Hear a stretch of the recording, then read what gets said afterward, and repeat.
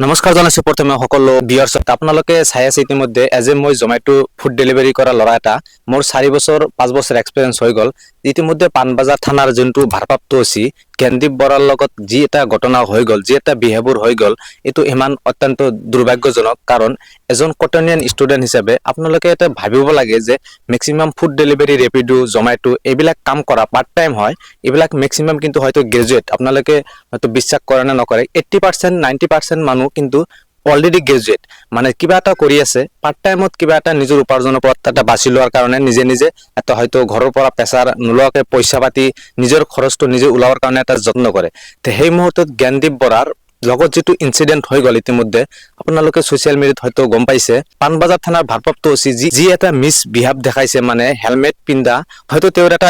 এটাই ভুল আছিল নো পাৰ্কিং এদি হয়তো গাড়ীটো হুমাই দিছিল বাইকখন কিন্তু নো পাৰ্কিংত আমি হয়তো যাব পাৰি কেতিয়াবা